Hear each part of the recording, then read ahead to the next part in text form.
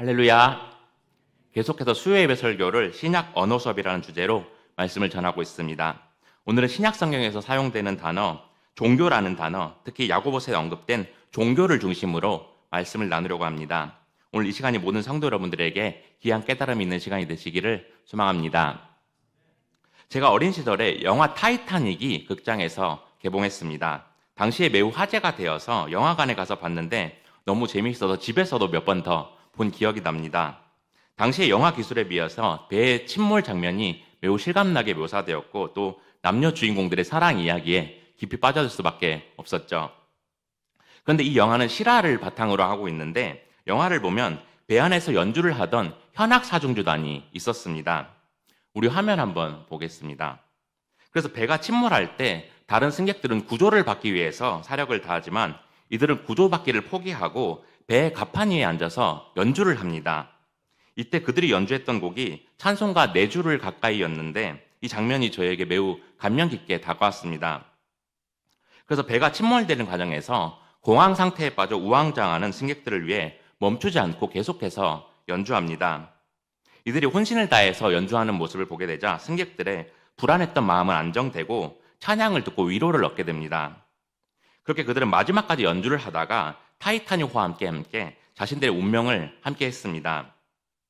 이를 보면서 저는 어떻게 그럴 수 있을까 싶었지만 이 일이 실화였다고 합니다. 그렇게 찬송가 연주를 통해 종교는 사람들에게 평안과 위로를 가져다 준다는 사실을 보여주었습니다. 또 그들이 연주를 하다가 죽은 것을 보면서 종교는 죽음의 두려움도 극복할 수 있다는 사실도 잘 보여주고 있죠. 그렇게 많은 사람들은 교회에 가면 기분이 편안해져 또 절에 가서 절하고 오면 마음의 평화가 찾아와 이렇게 내면의 평화를 추구하기 위해서 종교를 가지기도 합니다. 그래서 세상에는 수많은 종교가 존재하고 각 종교마다 가지고 있는 종교적 행위가 있습니다. 그리고 겉으로 보여지는 종교적 행위를 통해 저마다의 방법으로 내면의 평화를 얻고자 하죠. 그리고 우리 기독교도 마찬가지로 겉으로 보여지는 수많은 종교적 행위들이 존재합니다. 그런데 하나님께서 인정하시는 참된 신앙은 겉모습에만 있는 것이 아닙니다. 왜냐하면 구약 성경의 이스라엘 백성들은 유일하신 하나님이 지금도 살아계시고 그들을 통치하신다는 사실을 믿었기 때문입니다. 그래서 다른 종교들처럼 죽은 신에게 숭배하는 것이 아니라 우리를 창조하시고 지금도 우리를 다스리시는 하나님께 감사의 제사와 기도를 올려드린 것이죠. 그리고 여기에는 매우 구체적인 틀과 방법이 있었는데 이것이 바로 언약이었습니다. 마치 전쟁이 끝나고 승전국과 패전국이 상호 조약을 맺는 것처럼 하나님은 자신이 택하신 이스라엘 백성들과 상호 계약을 맺으셨습니다. 바로 이 언약이 이스라엘 백성들의 종교적 행위들을 철저히 이끌었습니다. 그리고 구약 성경에서 이스라엘 백성들에게 그 언약을 주신 것이 바로 십계명이었죠. 하나님은 자기 백성들을 애굽의 노예에서 구원하시면서 자신을 예배하고 섬기도록 하셨습니다. 그래서 1계명부터 4계명까지 하나님을 온전히 경외하기 위해서 다른 우상을 만들지 말고 자신의 이름을 존중하면서 거룩한 안식일을 지켜야 한다고 말씀하셨죠. 우리 신명기 6장 5절 보겠습니다. 너는 마음을 다하고 뜻을 다하고 힘을 다하여 내 하나님 여호와를 사랑하라. 이처럼 하나님은 그분을 사랑해야 한다는 계명을 주시면서 구약시대 당시에 다른 종교들과는 구별된 사랑의 언어를 사용하셨습니다. 그런데 당시 그 어떠한 종교도 인간과 신들 사이의 사랑에 대해서 이야기하는 내용은 찾아볼 수 없었습니다. 그런데 유대인들은 이 신명기 6장 5절의 말씀을 계속해서 외우면서 삶 속에서 실천하기 위해서 노력했습니다. 그래서 우리 기독교는 하나님을 사랑하고 존중하면서 그분을 예배하겠다는 헌신으로 요약할 수 있고 또 이웃사랑 역시도 실천해야 한다는 것을 알 수 있습니다. 그렇게 삶의 모든 영역을 하나님과 연결하면서 살아계신 하나님과 동행하며 살아가야 하는 것이죠. 이를 통해 죄와 죽음으로 황폐해진 이 세상에 구원과 생명을 가져다 주는 것입니다. 그리고 오늘 살펴볼 야고보서는 이러한 참된 종교에 대한 내용을 구체적으로 제시합니다. 야고보서는 5장에 걸쳐서 참된 신앙이 무엇인지 말하고 있어서 신약의 잠언이라고 불리기도 합니다. 그래서 우리에게 신앙에 대한 실제적인 가르침을 많이 주고 잠언과 시편처럼 삶에 대한 교훈을 주고 있는 성경입니다. 특히 야고보는 믿음과 행함을 연결해서 매우 강조하는데 이로 인해서 종교개혁자 마르틴 루터가 야고보서를 지푸라기 서신이라고 부르게 된 계기가 되었습니다. 왜냐하면 루터가 주장하는 신학의 핵심은 오직 믿음으로 구원받는다는 것이었지만 야고보는 행함이 없는 믿음은 죽은 것이라고 말했기 때문입니다. 그런데 사실 이 말씀은 야고보가 종교가 겉으로만 보여지는 쇼처럼 둔갑하는 것을 경계한 것입니다. 그래서 말로만 번지르르한 종교가 아니라 실제 행동으로 보여져야 한다는 면에서 행함을 강조한 것이죠. 예를 들면 누군가를 위해서 기도한다고 말해놓고는 실제로는 전혀 기도를 하지 않는 일을 예로 들 수 있겠죠. 그렇게 루터는 구원의 뿌리가 믿음에서 나온다는 것이고 야고보는 구원의 열매가 행함이라고 말한 것입니다. 그래서 루터 본인도 말년에는 야고보서의 교훈적 가치를 인정하면서 참된 믿음은 삶이 변화되고 행함이 동반되어야 한다고 야고보와 뜻을 같이 했습니다. 왜냐하면 행함이 없는 종교는 그저 자기를 위한 것이고 우상처럼 공허하고 헛된 것이기 때문이죠. 그러므로 오늘 본문을 통해서 야고보가 말하는 참된 종교의 세 가지 기준을 살펴보려고 합니다. 그래서 야고보가 행함을 강조했던 것처럼 머리로만 아는 신앙이 아니라 실제로 행함으로써 믿음을 증명하는 여러분들이 되시기를 소망합니다. 그래서 하나님을 사랑하고 이웃을 사랑하는 참된 신앙을 가질 때 하나님이 보시기에 기뻐하시는 여러분들이 되시기를 주님의 이름으로 축복합니다. 첫째로 참된 종교는 말씀이 실천으로 옮겨져야 합니다. 야고보서에 따르면 참된 종교의 핵심은 무엇보다도 하나님을 향한 순전한 섬김과 헌신이 반드시 동반되어야 한다고 말합니다. 그래서 우리가 이 섬김과 헌신을 온전히 행하기 위해서는 하나님의 말씀을 반드시 삶의 현장으로 가져가야 합니다. 우리 본문 21절 보겠습니다. 그러므로 모든 더러운 것과 넘치는 악을 내버리고 너희 영혼을 능히 구원할 바 마음에 심어진 말씀을 온유함으로 받으라. 야고보는 먼저 모든 더러운 것과 넘치는 악을 내버리라고 말합니다. 여기서 내버리다는 헬라어 언어로 옷을 벗다라는 의미를 가지고 있습니다. 그래서 이전의 죄악과 더러움으로 더럽혀진 옷을 벗어버리라고 말하고 있죠. 왜냐하면 죄는 지속적으로 그리고 다양한 형태로 우리를 공격하기 때문에 야고보는 이러한 다양한 형태의 죄에서 벗어나야 한다고 경고합니다. 그리고 대부분의 성경 저자들은 죄를 벗으라고 말한 후에 새 옷을 입으라고 말하지만 야고보는 조금 다르게 21절을 보면 하나님의 말씀을 받으라 이렇게 말합니다. 그래서 야고보는 좀 더 근본적인 문제에 초점을 맞추면서 죄의 옷을 벗기 위해서는 하나님의 말씀의 영향을 받아야 한다고 말하고 있죠. 왜냐하면 하나님의 말씀은 우리가 태어날 때부터 지킬 수 있는 것이 아니라 우리가 평생 붙들고 살아가야 할 규범이기 때문입니다. 하나님은 이스라엘 백성들을 애굽에서 구원하시고 시내산에서 그들에게 언약과 율법을 주셨죠. 그렇게 택하신 백성들에게 말씀을 심으셨고 이들이 말씀과 함께하면서 하나님께 순종하며 살아가도록 하셨습니다. 그렇게 야고보는 말씀이 우리 삶의 모든 영역에 영향을 미쳐야 한다고 말합니다. 그리고 온유함으로 말씀을 받으라고 말하면서 겸손하게 말씀을 받아들여야 한다고 말하죠. 말씀은 인생을 위한 안내자이기에 그 말씀에 따라 살면서 변화돼야 할 것을 말합니다. 그래서 야고보는 본문 22절을 보면 이렇게 말하고 있습니다. 너희는 말씀을 행하는 자가 되고 듣기만 하여 자신을 속이는 자가 되지 말라. 야고보는 말씀을 받는다는 것이 어떤 의미인지를 말하면서 22절에서 25절까지 그것이 말씀을 실제로 행하는 것이라고 강조합니다. 그래서 말씀을 듣는 것에서 끝나는 것이 아니라 반드시 그 말씀에 순종하면서 행함이 함께 이루어져야 한다고 말합니다. 그리고 이렇게 말씀을 실천하는 일이 중요한 사실은 유대인들 사이에서 강조되고 있었습니다. 2세기에 살던 한 랍비는 율법을 해석하는 것이 중요한 일이 아니라 그것을 행하는 일이 중요하다. 이렇게 말씀을 행하는 일에 대한 대표적인 발언을 한 적이 있었습니다. 그래서 야고보는 말씀을 듣기만 하는 것은 자신을 속이는 것이라고 말하면서 말씀대로 행하지 않는 것은 위험한 행동임을 말하고 있죠. 왜냐하면 말씀을 듣기만 하고 행하지 않는다면 자기 평가를 온전히 하지 못하기 때문입니다. 그래서 실제로는 경건한 삶을 살지 않으면서 하나님과 동행하고 있다는 착각에 빠질 수가 있습니다. 그리고 이렇게 말씀대로 행하지 않는 삶을 야고보는 거울에 비유하고 있습니다. 우리 23절, 24절 보겠습니다. 누구든지 말씀을 듣고 행하지 아니하면 그는 거울로 자기의 생긴 얼굴을 보는 사람과 같아서 제 자신을 보고 가서 그 모습이 어떠했는지를 곧 잊어버리거니와.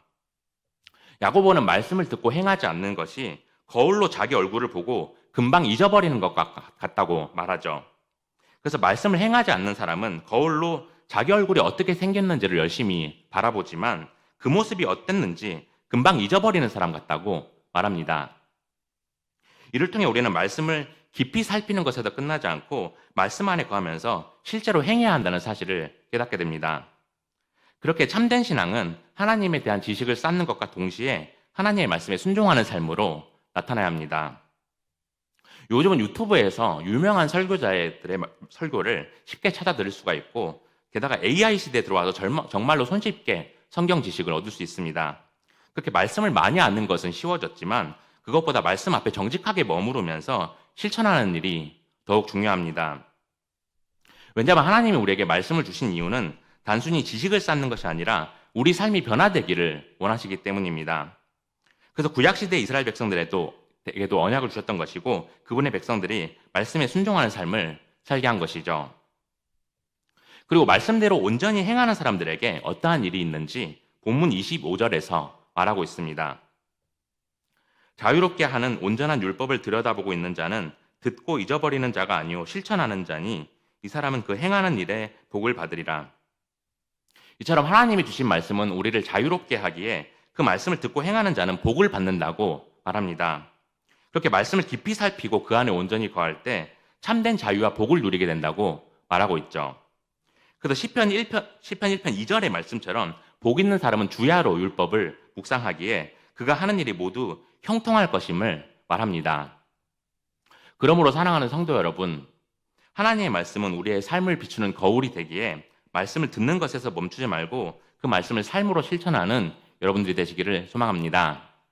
그렇게 말씀에 따라 살아갈 때 더욱더 살아있는 신앙으로 변화되어서 하나님이 찾으시는 그 한 사람이 되시기를 주님의 이름으로 축복합니다. 둘째로 참된 종교는 말을 잘 다스려야 합니다. 참된 신앙은 말씀을 따르고 행하는 것뿐만 아니라 실제의 삶의 모습을 통해서 증명됩니다. 그리고 그것은 가장 먼저 우리의 입술을 통해서 증명됩니다. 아무리 뜨겁게 예배드리고 말씀대로 살아가더라도 일상에서 사용되는 언어가 거칠다면 그 신앙은 흔들리고 있는 것이죠.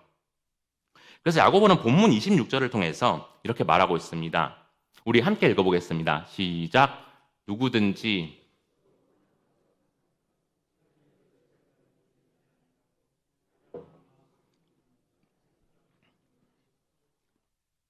야고보는 참된 경건함이 하나님께 순종하는 생활 방식에서 나타난다고 말합니다. 그래서 자기의 혀에 고삐를 재고 잘 제어해야 한다고 말하고 있죠. 그렇게 정말로 경건한 사람은 자신의 말에 주의를 기울이면서 잘 통제하는 사람이라고 말합니다. 그리고 말을 잘 제어하지 못하면 자신이 경건하다고 속이는 행동이라고 말합니다. 그렇게 헛된 것이라고 말하는데 이 단어는 우상 숭배가 헛되고 무의미하다는 헬라어 단어 마타이오스와 같은 단어로 쓰였습니다. 그래서 야고보는 말을 제어하지 못하는 사람들의 경건함은 우상 숭배와 같은 헛것이라고 말하고 있죠. 그렇게 우리가 무엇보다 참된 신앙을 가지기 위해서는 말을 신중하게 사용해야 합니다.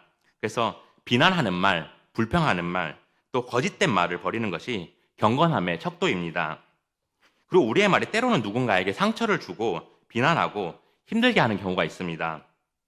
저도 가족들이 하는 말에 상처를 받은 적이 있었고 또 제가 상처를 준 적도 있었습니다. 그래서 제 아내가 항상 저에게 말을 조심하라고 자주 이야기를 해줍니다. 그런데 우리가 정말로 말을 조심해야 하는 이유는 성경에서 말을 다스리지 못해 하나님의 진노를 실제로 받은 사람이 있었기 때문입니다. 그 사람이 바로 모세인데요. 이스라엘 백성들이 애굽을 나와서 강야로 갔을 때 그곳에는 물이 없었습니다. 그래서 그들은 하나님을 원망하고 불평하기 시작했고 이 하나님은 모세에게 반석을 향해 물을 내라고 명령할 것을 말씀하셨습니다.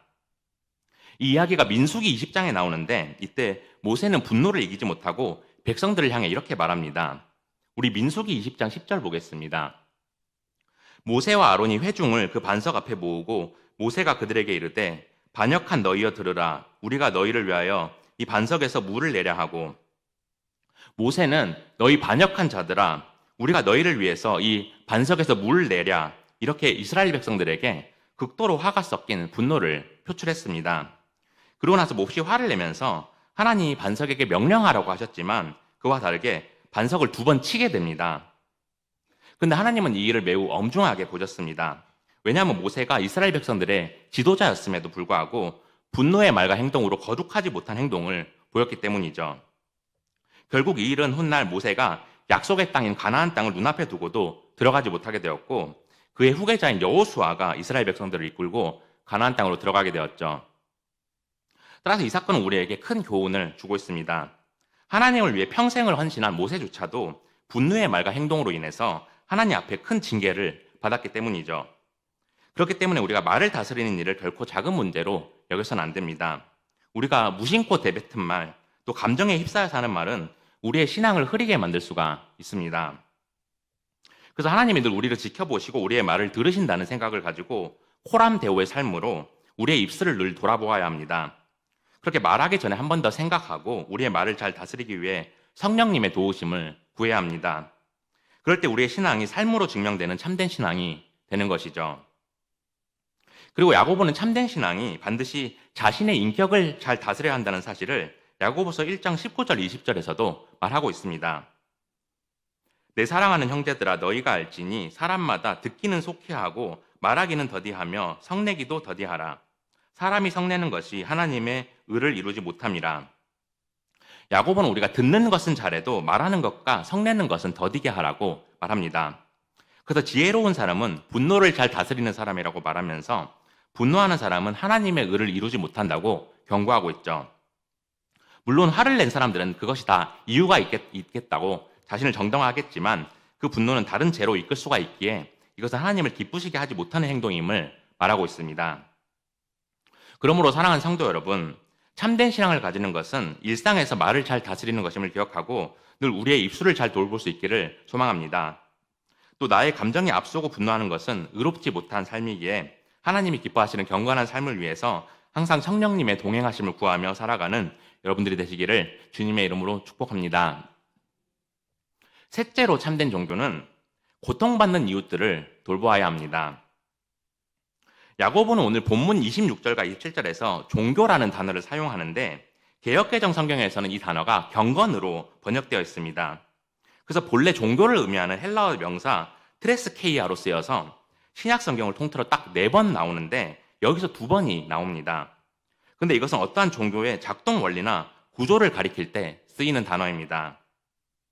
그래서 종교 안에서 행해지는 신을 위한 제사, 기도, 예물과 같은 체계를 의미하지만 야고보는 이 단어를 통해서 우리 기독교의 의미를 성전 너머로 확장하고 있습니다. 그래서 구약 성경에서 하나님 사랑과 이웃 사랑을 말하고 있듯이 야고보는 교회가 가져야 할 생명에 대한 도덕 윤리를 말합니다. 그렇게 교회는 예배를 넘어서 고아와 가부를 돌보는 관대함이 꼭 필요하다고 강조하고 있죠. 우리 본문 27절 상반절만 보겠습니다. 하나님 아버지 앞에서 정결하고 더러움이 없는 경건은 곧 고아와 가부를 그 한난 중에 돌보고.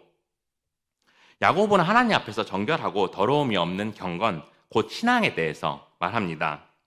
그것은 이웃사랑을 실천하는 것이고 그 중에서도 특히 고아와 가부를 돌보는 것이라고 말하죠. 그래서 가장 소외된 자들을 돕는 것이 하나님의 성품을 닮은 참된 종교라고 말합니다. 당시 그리스 로마 사회에서는 고아와 가부들이 경제적으로 매우 취약했습니다. 여자들은 돈을 벌 기회가 없었고 또 어떠한 종류의 사회적 복지도 없어서 고아와 가부들은 스스로 부양할 수 있는 힘이 없었습니다. 그리고 남자들은 가족을 부양할 책임이 있어도 여자들은 그 책임이 없었기에 이러한 고아나 가부들에게 특별한 관심을 가져야 했습니다. 그래서 야고보는 참된 신앙이란 단지 믿음을 말로만 고백하는 것이 아니라 도움을 필요로 하는 연약한 사람들에게 긍휼과 자비를 베푸는 것이라고 말했습니다.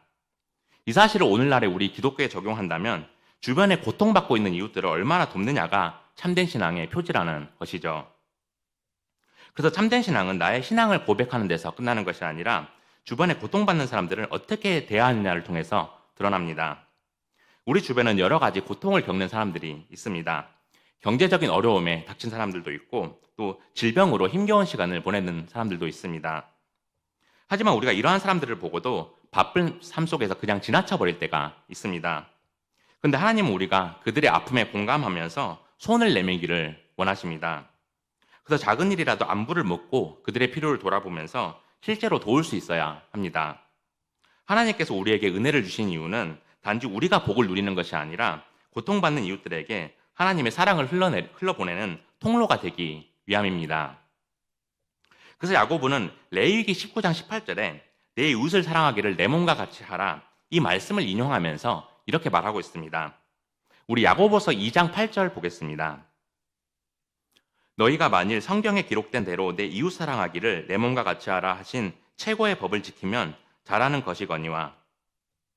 야고보는 내 이웃을 내 몸과 같이 사랑하라, 이 말씀이 하나님이 우리에게 주신 최고의 율법이라고 말합니다. 그래서 이웃을 사랑하는 이 말씀의 가치와 존엄성이 얼마나 크고 높은 것인지를 말하고 있죠. 그렇게 야고보는 종교가 하나님을 위한 섬김뿐만 아니라 하나님이 우리를 사랑하신 것처럼 이웃을 향한 섬김과 자비도 함께 행해져야 한다고 말합니다. 그리고 특별히 고아와 과부를 언급하면서 주변에서 가장 고통받고 있는 자들에게 특별한 관심을 가져야 한다고 강조하고 있죠. 그리고 야고보는 마지막으로 참된 신앙이란 세상의 가치관과 타협하지 않고 세상과 구별된 것이라고 말합니다. 우리 본문 27절 하반절만 보겠습니다. 또 자기를 지켜 새 속에 물들지 아니하는 그것이니라. 야고보는 자기 자신을 잘 지켜서 새 속에 물들지 않아야 한다고 말합니다. 우리는 세상을 살아가면서 끊임없이 죄의 영향력에 노출되어 있습니다. 그렇게 세상은 우리에게 편리함과 안락함, 또 성공과 욕심을 앞세우며 자기 중심적인 삶을 추구하도록 끊임없이 유혹합니다. 그러나 야고보는 참된 신앙이 이렇게 세상의 가치관에 따라 흘러가는 삶이 아니라 자신을 잘 지켜서 하나님 앞에 흠이 없게 하는 것이라고 말합니다. 그렇게 세상의 가치관과 타협하지 않는 영적 순결함을 유지해야 한다고 말하면서 죄의 영향력으로 인해서 흠이 없도록 자기 자신을 잘 절제할 것을 말합니다.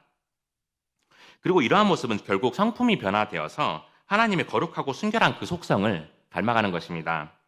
이러한 삶을 통해 거룩하신 하나님을 점점 닮아가는 성화의 과정을 밟아나가는 것이죠. 그래서 참된 신앙은 거룩하고 구별된 삶을 위한 과정이 반드시 요구됩니다. 그런데 세상의 유혹을 이기고 거룩한 삶을 살아가는 것은 결코 쉬운 일이 아닙니다. 그래서 하나님은 우리를 혼자 내버려 두지 않으셨습니다. 이를 위해 이 땅에 성령님을 보내주셔서 우리와 함께하게 하셨고, 이제 우리의 힘이 아니라 하나님이 주시는 힘으로 세상의 유혹을 이길 수 있게 되었죠. 그래서 우리가 매일 하루를 시작하면서 하나님, 오늘도 세상의 제약에 휘둘리지 않도록 제 마음을 붙들어 주시고 성령님이 주시는 능력과 지혜로 살아가게 하옵소서, 이렇게 간구해야 합니다.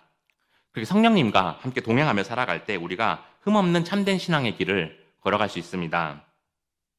그러므로 사랑하는 성도 여러분, 참된 신앙은 세상 속에서 고통받는 이웃들을 돌보는 것과 또 세상 속에서 거룩하고 구별된 삶을 사는 것임을 기억하시기를 소망합니다. 그렇게 성령님께서 함께 하실 때 하나님이 주시는 그 능력으로 온전히 살아가는 여러분들이 되시기를 주님의 이름으로 축복합니다. 이제 말씀을 맺겠습니다. 오늘 야고보서를 통해서 우리가 하나님께서 기뻐하시는 참된 신앙이 무엇인지 살펴보았습니다. 오늘날 많은 교회 성도들은 종교라는 틀에 갇혀서 형식에만 치중할 때가 있습니다. 하지만 야고보가 말하고 있는 참된 종교는 명확합니다. 그것은 신앙이 교회 안에서만 드러나는 것이 아니라 일상 속에서도 반드시 드러나야 한다는 것입니다. 그래서 말씀을 듣고 아는 것에서 끝나는 것이 아니라 그 말씀이 실제로 우리의 삶을 변화시켜야 합니다. 그리고 한 걸음 더 나아가 일상 속에서 우리의 말을 잘 다스리고 또 주변에 고통받는 이웃들을 돌아보아야 합니다.